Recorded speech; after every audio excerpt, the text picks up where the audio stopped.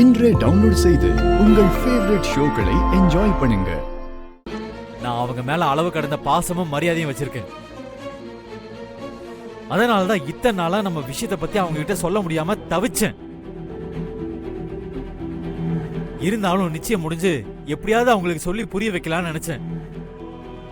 ஆனா நீ அவசரப்பட்டு சவால் விட்டு அவங்க மனசுல வெறுப்ப சம்பாதிச்சு வச்சிருக்க. இனிமே எப்படி உன்னை பத்தி அவங்க கிட்ட பேச முடியும்? அப்படியே பேசினாலும் அத அவங்க எப்படி அக்செப்ட் பண்ணிப்பாங்க? ஓஹோ, அப்ப நீ என்ன கல்யாணம் பண்ணிக்க மாட்ட? பண்ண மாட்டேன். எங்க அம்மாவை நான் மறுபடியும் தலைகுனிய விட மாட்டேன்.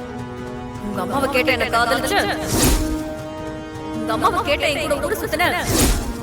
உங்க அம்மாவை கேட்ட என்ன கல்யாணம் பண்ணிக்கிறேன்னு கமிட்மெண்ட் கொடுத்த? அதுக்காக எல்லாரையும் கஷ்டப்படுத்திட்டு உன் பின்னாடி வர சொல்றியா? என்னால முடியாது. முடியாதுன்னு சொல்றவ என்ன எதுக்குடா லவ் பண்ண? ஏய், நான் புடிச்சுதாண்டி லவ் பண்ண. ஆனா இப்ப நீ பண்ற எதுவுமே எனக்கு பிடிக்கல. அப்போ உங்க அம்மா சொன்ன பொண்ண கல்யாணம் பண்ணிக்கிட்டு என்ன கீப்பா வச்சுக்கலாம் நினைக்கிறேன்.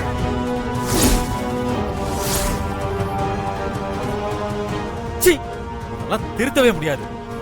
வருண், கடைசியா கேக்குறேன், உனக்கு நான் முக்கியமா இல்ல உங்க அம்மா முக்கியமா? ஏய், எனக்கு எங்க அம்மா தான் முக்கியம்.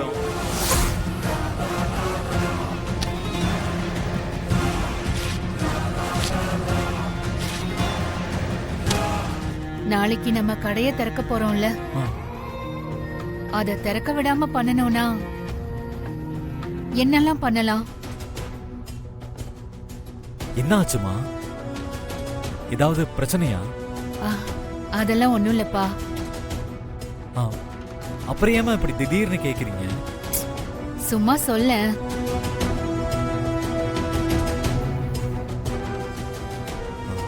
கடைய திறக்க விடாம பண்ணணும்னா பாம்பு வைக்கணும்.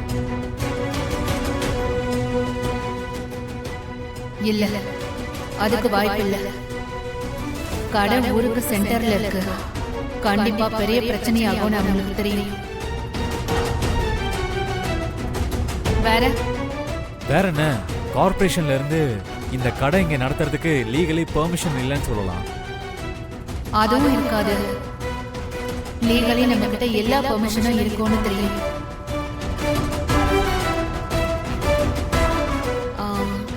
வேற ஏதாவது ரீசன்?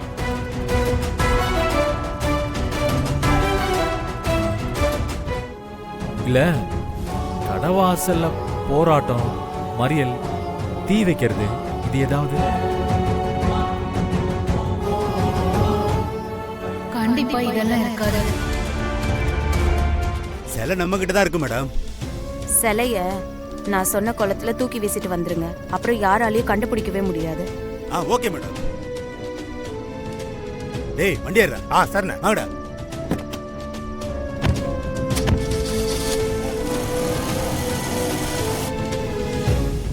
அண்ணாமலத்த,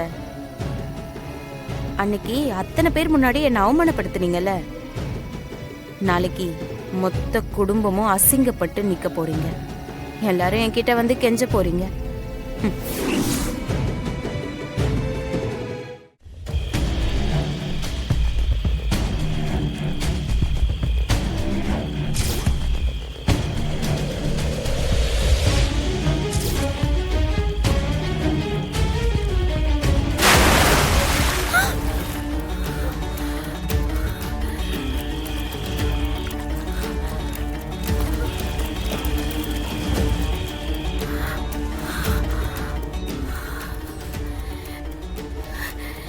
ஏதோ தப்பா இருக்கு.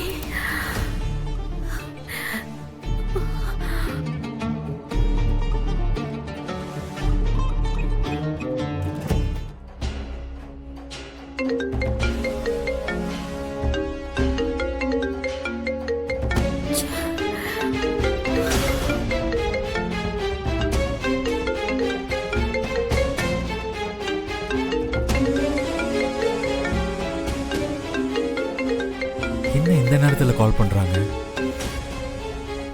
ஹலோ, சொல்லுங்க. வீட்ல எல்லாரும் ஓகேவா? யாருக்கும் எதுவும் பிரச்சனை இல்லைல்ல? இல்ல ஒண்ணும் இல்லைங்க. ஏன் என்ன ஆச்சு? இந்நேரத்தில் எப்படி கேக்குறீங்க? இல்ல ஒன்றும் இல்லை, சும்மாதான். சும்மாவா? ஏங்க ஹலோ,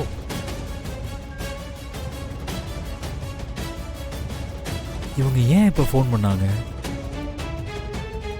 என்ன நடக்குதுன்னு ஒண்ணுமே புரியலையே.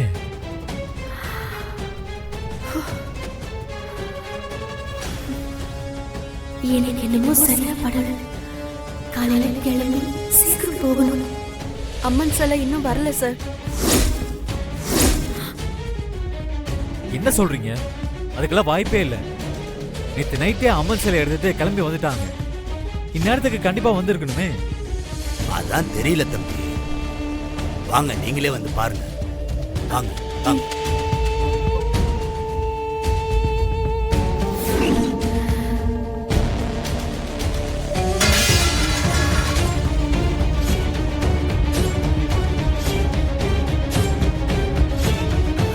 இருங்க, நான் டிரைவருக்கு கால் பண்றேன்.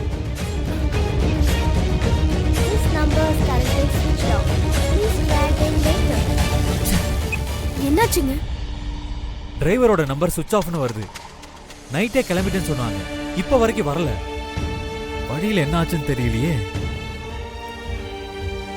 மேம் இப்போ என்ன மேம் பண்றது?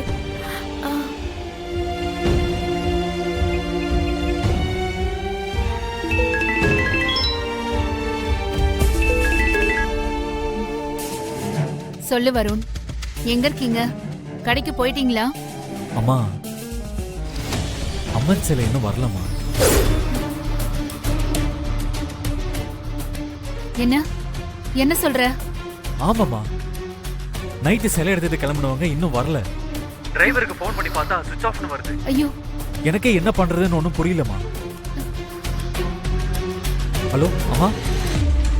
பர்சனலா நம்ம குடும்பத்துக்கு பிரச்சனை வரணும், நாம அசிங்கப்படணும்னு ஆசைப்படுற யாரோ தான் இதை பண்ணிருப்பாங்க. அப்படிப்பட்ட ஆள் யாருன்னு பார்க்கணும்.